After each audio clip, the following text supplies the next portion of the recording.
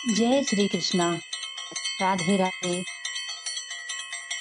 जैसा कि आप सभी जानते हैं, मार्ग इस मास की कथा 6वां अध्याय के बारे में आज सुनेंगे। मार्गशीर्ष का बहुत ही महत्व होता है। इस कथा में हनुमान जी की कृपा से संतान प्राप्ति के चमत्कार के साथ बहुत ही सिद्ध फल देने वाली है। मार्गशीर्ष मास की कथा 6वें अध्याय की कथा जो है तो वो इस प्रकार से है। चलिए हम कथा की शुरुआत करेंगे और भगवान की स्तुति भी करेंगे। जय भक्तों, जय श्री हरि, जय श्री कृष्णा, जय बजरंगबली। आज हम मार्गशीर्ष मास के 6ठे अध्याय की कथा है कि वह अद्भुत पुण्यप्रद और हृदय स्पर्शी कथा सुनने जा रहे हैं, जिसमें श्री हनुमान जी की अनंत कृपा, संतान प्राप्ति का चमत्कार और भक्ति की सर्वोच्च शक्ति का बोध होता है। यह कथा केवल एक व्रत ही नहीं, बल्कि उस अटूट विश्वास की गाथा है जो भक्त और भगवान के बीच अटूट सेतु बन जाता है। जैसे मार्गशीर्ष मास स्वयं श्री कृष्ण को प्रिय है, वैसे ही इस मास में किया गया प्रत्येक पुण्य कर्म 100 गुना फल देता है। इस अध्याय में हम जानेंगे कि कैसे एक साधारण ब्राह्मणी अपनी अटूट भक्ति से हनुमान जी को प्रसन्न करती है और कैसे उनका जीवन दैवी कृपा से उज्जवल बन जाता है। तो भक्ति भाव से, श्रद्धा और विश्वास के साथ मन वचन कर्म को एकाग्र कीजिए, क्योंकि अब आरंभ होती है मार्गशीर्ष मास की 6ठे अध्याय की पवित्र कथा। एक बार व्यास जी ने कहा कि नैमिषारण्य तीर्थ में 88,000 मुनि एकत्र हुए और उन्होंने पुराणों के परम ज्ञाता सूत जी महाराज से विनम्रता पूर्वक पूछा, हे महामुनि, आपने हमें अनेकों पुराणों की पवित्र कथाएं सुनाई हैं। कृपा करके आप हमें ऐसा व्रत और कथा बताइए जिसके करने से संतान की प्राप्ति होती है। सूत जी कहने लगे कि ऐसा व्रत जो मनुष्य को रोग, शोक और अग्नि तथा समस्त दुखों का भय दूर हो जाए, क्योंकि कलयुग में जीवों की आयु बहुत अल्प हो गई है। लोग निरंतर रोग, चिंता और कष्टों से घिरे रहते हैं। ऐसे में भगवान श्री हरि के चरणों में ध्यान कैसे लगा सकेंगे? तब सूत जी बोले, हे मुनियों, आप लोक कल्याण के लिए आपने अत्यंत उत्तम प्रश्न किया है। एक समय यही प्रश्न धर्मराज युधिष्ठिर ने भगवान श्री कृष्ण से किया था। वही पवित्र संवाद मैं तुम्हें सुनाता हूँ, ध्यान पूर्वक सुनो। एक दिन पांडवों की सभा में भगवान श्री कृष्ण विराजमान थे। तब युधिष्ठिर ने विनम्र होकर पूछा, हे गोविंद, हे माधव, आपने मुझे अनेकों पवित्र कथाएं सुनाई हैं। कृपा करके आज ऐसा कोई व्रत बताइए जिसको करने से रोग चिंता दूर हो तथा पुत्र की प्राप्ति हो, क्योंकि बिना पुत्र के जीवन व्यर्थ है। पुत्र के बिना मनुष्य नरकगामी होता है, पितृ ऋण से मुक्त नहीं हो सकता और पुंग नामक नरक से उसका उद्धार नहीं होता। वह यह सुनकर श्री कृष्ण बोले, हे राजन, मैं एक प्राचीन इतिहास सुनाता हूँ, उसे ध्यान पूर्वक सुनो। कुंडलपुर नामक नगर में नंद नामक ब्राह्मण रहता था। भगवान की कृपा से उसके पास सब कुछ था, परंतु उसकी पत्नी सुनंदा संतानहीन होने के कारण अत्यंत दुखी रहती थी। सुनंदा पतिव्रता और भक्तिपूर्ण स्त्री थी। वह श्री हनुमान जी की बड़ी श्रद्धा और भक्ति से आराधना करती थी। वह प्रत्येक मंगलवार को व्रत रखती, भोजन बनाकर पहले हनुमान जी को भोग लगाती, फिर स्वयं भोजन करती। एक बार मंगलवार के दिन घर के कामों की अधिकता के कारण वह हनुमान जी को भोग नहीं लगा सकी। उसे इस बात का बड़ा दुख हुआ और उसने प्रण किया कि अब अगले मंगलवार को ही भोग लगाकर अन्न जल ग्रहण करूंगी। उसने प्रतिदिन पति को भोजन कराया, पर स्वयं अन्न स्पर्श नहीं किया और मन ही मन में हनुमान जी की भक्ति में लीन रही। 6 दिन बीत गए। अगले दिन मंगलवार को वह भूखी प्यासी मूर्छित होकर गिर पड़ी। उसकी अटूट भक्ति और से प्रसन्न होकर श्री हनुमान जी प्रकट हुए और बोले, हे सुनंदा, मैं तेरी भक्ति से प्रसन्न हूँ, वर मांग। सुनंदा हर्ष से पुलकित होकर चरणों पर गिर पड़ी और बोली, हे प्रभु, मुझे संतान का वर दीजिए। तब श्री हनुमान जी बोले, तेरी इच्छा पूर्ण हुई, तुझे एक कन्या प्राप्त होगी जो प्रतिदिन प्रतिदिन अष्टांग सोना देगी। यह कहकर बजरंगबली अंतर ध्यान हो गए। सुनंदा प्रसन्न हुई और सब समाचार अपने पति को कह सुनाए। ब्राह्मण तो कन्या का वरदान सुनकर बहुत खेद हुआ, पर सोना मिलने की बात जानकर वह बहुत प्रसन्न हुआ और सोचा, ऐसी कन्या तो हमारी निर्धनता भी मिटा देगी। शीघ्र ही ब्राह्मणी गर्भवती हुई। 10वें महीने उसके गर्भ से एक अत्यंत सुंदर कन्या उत्पन्न हुई। 10वें दिन नाम संस्कार हुआ। पुरोहित ने उसका नाम रत्नावली रखा, क्योंकि वह कन्या प्रतिदिन सोना देती थी। पूर्व जन्म से रत्नावली ने मंगल देव का व्रत किया, उसी के प्रभाव से वह यह वर मिला था। नंदा ब्राह्मण शीघ्र ही धनवान हो गया।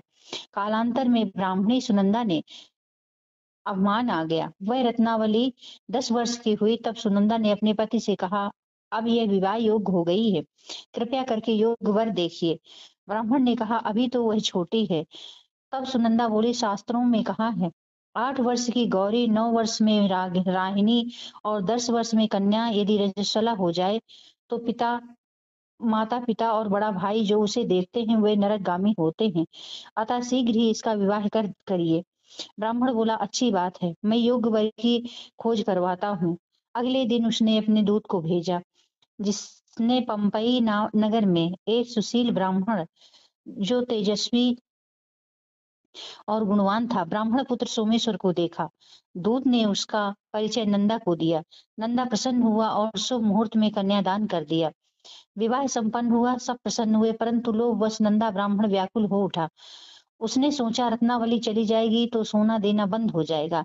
विवाह में जो ये धन खर्च हो गया, अब शेष है वह शीघ्र ही समाप्त हो जाएगा। मैंने तो बहुत बड़ी भूल कर दी। काश कोई उपाय हो जिससे रत्नावली मेरे घर में रहती ही रहती और ससुराल ना जाती। लोभ के रूपी राक्षस उसके मन पर छा गया। लोभ रूपी राक्षस उसके मन में छा गया। वह रात भर बेचैनी से करवटें बदलता रहा और उसने एक अत्यंत क्रूर निर्णय लिया। विचार किया कि अब रत्नावली को लेकर उसका पति सोमेश्वर अपने घर जाएगा तो वह रास्ते में छुपकर सोमेश्वर का वध कर डालेगा और अपनी लड़की को घर ले आएगा, जिससे नियमित रूप से उसे सोना भी मिलता रहेगा और समाज में कोई मनुष्य उसे दोष भी नहीं देगा। प्रातः हुई नंदा और सुनंदा ने अपने जमाई तथा लड़की को बहुत सारा धन देकर विदा किया। सोमेश्वर अपनी पत्नी रत्नावली को साथ लेकर ससुराल से अपने घर की तरफ चल दिया। ब्राह्मण नंदा महालोभ के वशीभूत होकर मति भ्रष्ट कर चुका था। पाप पुण्य का उसे कोई विचार नहीं रहा। अपने भयानक और क्रूर निर्णय को अंजाम देने के लिए वह रास्ते में के घने जंगल में छिप गया और वहां उसने अपने दूत को मार्ग में अपने जमाई का वध करने के लिए भेज दिया, ताकि रत्नावली से मिलने वाला सोना उसे हमेशा प्राप्त होता रहे और कभी निर्धन ना हो सके। ब्राह्मण के दूत ने अपने स्वामी की आज्ञा का पालन करते हुए जमाई सोमेश्वर को मार्ग में ही वध कर दिया सोमेश्वर का वध कर दिया। समाचार मिलने पर नंदा ब्राह्मण मार्ग में पहुंचा और रोती हुई अपनी पुत्री रत्नावली से बोला, हे पुत्री, मार्ग में लुटेरों ने तेरे पति का वध कर दिया। भगवान की इच्छा के आगे किसी का बस नहीं चलता। अब तू घर चल, वहीं रहकर शेष जीवन बिताना। जो भाग्य में लिखा होगा वही होगा। पति की अकाल मृत्यु से रत्नावली बहुत दुखी हुई। करुण क्रंदन करते हुए अपने पिता से कहने लगी, हे पिताजी, इस संसार में जिस स्त्री का पति नहीं उसका तो जीना व्यर्थ है। मैं अपने पति के साथ ही अपने शरीर को जला दूंगी और सती होकर अपने इस जन्म को माता पिता के नाम तथा सास ससुर के यश को सार्थक करूंगी। ब्राह्मण नंदा अपनी पुत्री रत्नावली के वचनों को सुनकर बहुत दुखी हुआ। सोचने लगा, मैंने तो व्यर्थ ही जमाई का वध कर अब पाप अपने सर ले लिया। रत्ना तो उसके पीछे अपने प्राण तक देने को तैयार है। मेरा तो दोनों तरफ से मरण हो गया। अब धन नहीं मिलेगा और न ही जमाई के वध का पाप भी लगेगा। फलस्वरूप यह सोचकर वह बहुत खिन्न हो गया। सोमेश्वर ने चिता बनाई। रत्नावली सती होने की इच्छा से अपने पति का सिर अपनी गोद में रखकर चिता में बैठ गई। जैसे ही सोमेश्वर ने चिता में अग्नि लगाई, वैसे ही प्रसन्न होकर मंगल देव वहां प्रकट हुए। बोले, हे रत्नावली, मैं तेरी पति भक्ति से प्रसन्न हूँ, तो वर मांग। रत्नावली ने अपने पति का जीवन दान मांगा। तब मंगल देव बोले, रत्नावली, तेरा पति अजर अमर रहेगा, यह महाविद्वान भी होगा और इसके अलावा तेरी जो भी इच्छा हो वह वर मांग। रत्नावली बोली, हे ग्रहों के स्वामी, यदि आप मुझ पर प्रसन्न हो तो मुझे यह वरदान दीजिए कि जो भी मनुष्य मंगलवार के दिन प्रातः काल लाल पुष्प, लाल चंदन लाल से पूजा करके आपका स्मरण करे, उसे कोई रोग व्याधि ना हो, स्वजनों का कभी वियोग ना हो, सर्प अग्नि और शत्रुओं का भय ना रहे, और जो स्त्री मंगलवार का व्रत करे उसे वह कभी विधवा ना हो। तब मंगल देव तथास्तु कहकर वहीं अंतर्धान हो गए। सोमेश्वर मंगल देव की कृपा से जीवित हो उठा। रत्नावली अपने पति के साथ पुनः प्रसन्न हुई और मंगल देव का व्रत वह प्रत्येक मंगलवार को करने लगी। व्रतराज मंगलवार मंगल देव की कृपा से इस लोक में सुख ऐश्वर्य भोगते हुए अंत में वह पिता के साथ स्वर्गलोक अंत में वह अपने पिता के साथ स्वर्गलोक को गई। बोलिए पवन सुत हनुमान की जय। भक्तों, आज की कथा अत्यंत अद्भुत, हृदय को भक्ति रस से सराबोर करने वाली रही और श्री राधा रानी के नाम की महिमा को प्रकट करने वाली है। इस प्रकार दूसरी कथा इस प्रकार है। एक बार एक व्यक्ति था जो अपने जीवन में कभी भी किसी भगवान की देवी देवताओं का नाम भी नहीं लेता था और ना मंदिर जाता था, ना कोई पूजा पाठ करता था। और उसके पिता को यह बात बहुत दुख देती थी, क्योंकि वह स्वयं अत्यंत धार्मिक थे। एक दिन एक व्यक्ति अपने पुत्र की उदासीनता से व्याकुल होकर एक महान संत के पास पहुंचा और विनम्रता से बोला, संत जी, मेरा बेटा भगवान का नाम भी नहीं लेता, किसी देवी देवता को नहीं मानता, कृपया करके ऐसा कोई उपाय बताएं कि इसका मन भी भगवान में लग जाए। और संत मुस्कुराए, बोले, बेटा, कल आपने पुत्र को मेरे पास लेकर आना, मैं देखता हूँ उसकी बुद्धि का अहंकार कैसे मिटेगा। अगले दिन वह व्यक्ति अपने बेटे को संत के पास ले गया। संत ने बड़े स्नेह से उसे देखा और बोले, बेटा, बोल राधे राधे। वह युवक मुस्कुराते हुए बोला, मैं क्यों बोलूं राधे राधे। संत ने पुनः कहा, बेटा, बोल राधे राधे। वह युवक फिर बोला, मैं क्यों कहूँ राधे राधे। बार बार समझाने पर भी वह नहीं बोला।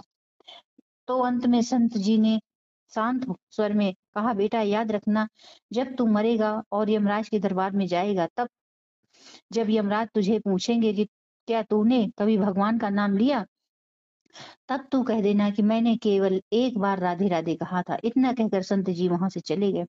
समय बीतता गया, काल का चक्र चला और युवक मृत्यु के द्वार पर पहुंचा। उसके शरीर से अलग हुए प्राण उसके शरीर से अलग हुए। यमदूत उसे पकड़कर यमलोक ले गए।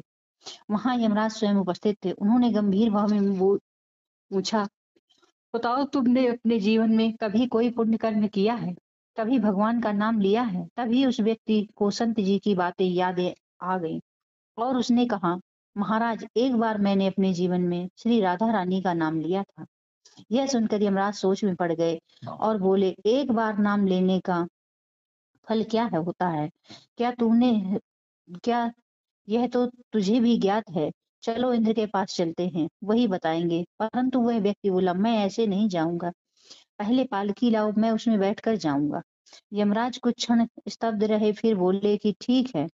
उन्होंने पालकी मंगवाई। कहकर चार कहार आए। तभी वह व्यक्ति बोला, सबसे आगे वाले कहार को हटा दो, उसकी जगह आप यमराज जी स्वयं लगिए। यमराज को उसकी वाणी में अद्भुत तेज महसूस हुआ। उन्होंने उसकी आज्ञा मान ली और स्वयं पालकी उठाई। अब सब मिलकर इंद्रलोक पहुंचे। इंद्र ने देखा कि यमराज स्वयं किसी मनुष्य की पालकी उठा रहे हैं। वह विस्मित रह गए। बोले, हे यमराज, यह कौन है। यमराज ने कहा, यह वह व्यक्ति है जिसने केवल एक बार श्री राधा रानी का नाम लिया है। यह हम जानते हैं। हम जानना चाहते हैं कि इसके एक बार नाम लेने का इतना बड़ा क्या प्रभाव है। इंद्र बोले, महिमा तो अनंत है, पर इसका रहस्य मुझे भी ज्ञात नहीं है। चलिए ब्रह्मा जी से पूछते हैं। तब वह व्यक्ति बोला, इंद्र जी, आप दूसरे पहाड़ की जगह आप पालकी उठाइए। अब स्थिति यह थी कि स्वयं मृत्यु के स्वामी यमराज और इंद्रदेव उस व्यक्ति की पालकी उठाए हुए थे। वे ब्रह्मलोक पहुंचे। ब्रह्मा जी ने देखा इंद्र और यमराज किसी की पालकी उठाए चले आ रहे हैं, तो वे चकित हो गए। उन्होंने पूछा, यह क्या हो रहा है। इंद्र और यमराज बोले, पितामह, यह व्यक्ति ने सिर्फ एक बार राधा रानी का नाम लेकर मर गया है। हम ये जानना चाहते हैं कि उस नाम में कौन सी शक्ति है। ब्रह्मा बोले, राधा नाम की महिमा तो ब्रह्मांड से भी विशाल है, परंतु इसका रहस्य मुझे भी ज्ञात नहीं। मुझे विश्वास है कि भगवान शिव को अवश्य पता होगा। तभी व्यक्ति बोला, अब चौथे कहार की जगह ब्रह्मा जी आप लगिए और तीसरे कहार को हटा दीजिए। तीसरे कहार की जगह आप लगिए और तीसरे कहार को हटा दीजिए। ब्रह्मा जी ने भी उस व्यक्ति के वाणी के तेज से प्रभावित होकर उसकी बात मान ली और चारों लोकों के अधिपति उस व्यक्ति की पालकी उठा रहे थे। आगे यमराज, फिर इंद्र, पीछे ब्रह्मा और चौथे कहार के स्थान पर अब जाने वाले थे चौथे भगवान स्वयं शिव। जब वे कैलाश पहुंचे तो भगवान शिव ने यह दृश्य देखा। साधारण मनुष्य की पालकी चारों देव उठाए हुए हैं। भोलेनाथ मुस्कुराए, बोले, हे इंद्र, हे यमराज, हे ब्रह्मा, यह क्या लीला है? सबने एक साथ कहा, महादेव, यह व्यक्ति केवल एक ही बार श्री राधा रानी का नाम लेकर मर गया। हम जानना चाहते हैं केवल एक बार राधा नाम लेने की महिमा क्या है? शिव जी बोले, महिमा तो असीम है, पर इसका पूर्ण रहस्य केवल भगवान विष्णु को ही ज्ञात होगा। चलो उन्हीं से पूछते हैं। तब वह व्यक्ति बोला, महादेव, अब आप भी चौथे कहार की जगह पालकी उठाइए और देखिए। चौथे कहार को हटा दिया और चौथे कहार की जगह महादेव जी ने पालकी उठा ली। चारों देवों ने पालकी उठाई और विष्णु भगवान के पास गए। विष्णु भगवान ने जब यह देखा तो वह आश्चर्यचकित हुए और बोले, यह क्या है? यह कौन सा ऐसा मनुष्य है जिसकी पालकी चारों देव उठाए हुए हैं? यह दृश्य कितना अलौकिक था। यमराज, इंद्र, ब्रह्मा और भगवान शिव, ये चारों व्यक्ति उस व्यक्ति की पालकी उठा रहे थे। वे जब बैकुंठ पहुंचे, वहां भगवान विष्णु स्वयं लक्ष्मी जी के साथ विराजमान थे। जैसे ही भगवान विष्णु ने यह दृश्य देखा, वे तुरंत उठकर खड़े हुए और बोले, अरे यह क्या अद्भुत दृश्य है। स्वयं इंद्र, यमराज, वरुण, ब्रह्मा और शिव स्वयं यमराज, इंद्र, ब्रह्मा और शिव किसी मानव की पालकी उठा रहे हैं। चारों ने विनम्रता पूर्वक कहा, प्रभु, यह व्यक्ति जिसने जीवन में केवल एक बार श्री राधा रानी का नाम लिया है और यह मर गया है, उस नाम के उच्चारण की महिमा क्या है? भगवान विष्णु मुस्कुराए और बोले, हे देवगण, अब इससे बड़ी महिमा और क्या हुई कि जिसकी पालकी तुम चारों सृष्टि के पालन, संहार और मृत्यु के अधिपति स्वयं अपने हाथों में उठा रहे हैं। केवल एक बार राधा नाम लेने से यह इतना पवित्र हो गया कि अब यह मेरी गोद में बैठने योग्य है। इतना कहते ही भगवान विष्णु ने उस व्यक्ति को अपनी गोद में बैठा लिया और बोले, अरे राधा नाम का स्मरण तो मुझको भी वाहन देता है, और जब कोई भक्त रा शब्द उच्चारित करता है तो मैं सारे काम छोड़कर खड़ा हो जाता हूँ। जैसे ही वह धा शब्द बोलता है, मैं दौड़कर उसे अपनी गोद में बैठा लेता हूँ। भगवान विष्णु की वाणी यम सुनकर सारे देव भाव विभोर हो गए। चारों देवों ने उस व्यक्ति को प्रणाम किया और कहा, धन्य है नाम जो स्वयं ईश्वर को भी आकर्षित कर ले। तब भगवान बोले, सच है, राधा नाम वह अनंत शक्ति है जिसमें संपूर्ण ब्रह्मांड की चेतना समाई हुई है। यह नाम प्रेम का सार है, यह नाम मुक्ति का द्वार है, यह नाम भक्ति की पराकाष्ठा है। जिसने एक बार प्रेम से लिया है वह कभी मृत्यु के बंधन में नहीं बनता। उस क्षण बैकुंठ में दिव्य ज्योति फैल गई और स्वर्गीय गंध ने चारों दिशाओं को भर दिया।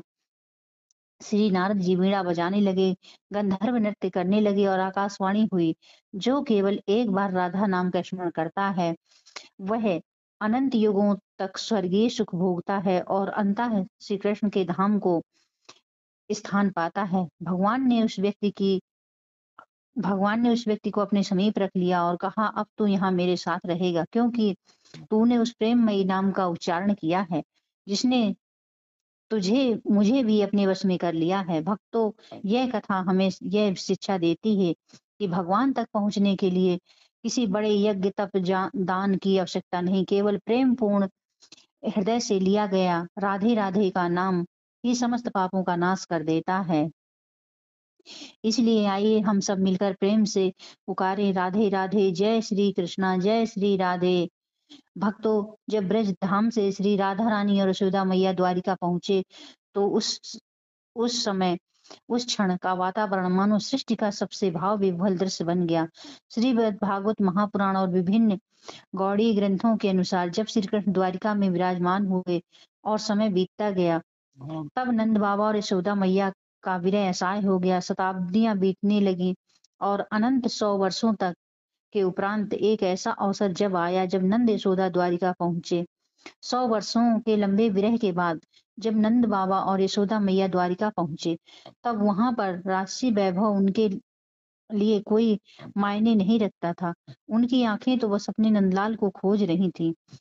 वहीं लाला को कभी गोकुल की गलियों में माखन चुराकर भागा करता था।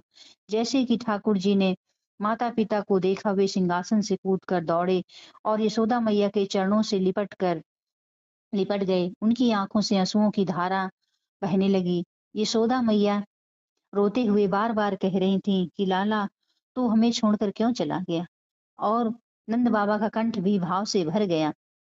कृष्ण को आलिंगन में भरकर फूट फूट कर रो पड़े। उसी समय श्री राधा रानी भी वहां पहुंची। 6 वर्षों वर्षों का बिछोह अब उनके नेत्रों से बह निकला और वे केवल इतना ही कह सकी, श्याम तेरे बिना ये 100 वर्ष युगों जैसे लगने लगे। उस क्षण स्वयं द्वारिकाधीश राजाधिराज का सारा वैभव तिरोहित हो गया और वे अपनी मैया की गोद में शिशु बनकर लिपट गए और चारों ओर उपस्थित संत महापुरुष भक्त इस अद्वितीय मिलन को देखकर स्तब्ध हो गए, क्योंकि यह केवल माता पिता और पुत्र का मिलन नहीं था। यह ब्रज और द्वारिका के विरह और मिलन में भक्ति और प्रेम के शाश्वत संगम का अद्भुत प्रमाण था। भक्तों, आइए हम सब इस भाव विभोर कर देने वाले प्रसंग को सुने और आप भी भक्ति रस में डूब जाइए, क्योंकि ये केवल कथा ही नहीं बल्कि भगवान से प्रेम का अमर संदेश है। जय श्री कृष्णा, जय श्री राधे। और अगले वीडियो में मैं आपको छठे दिन की छठे कथा का अध्याय लेकर के आऊंगी। तब तक मेरे चैनल में बनी रहिए और मेरे चैनल को लाइक और सब्सक्राइब करिए। जय श्री कृष्ण, जय श्री राधे।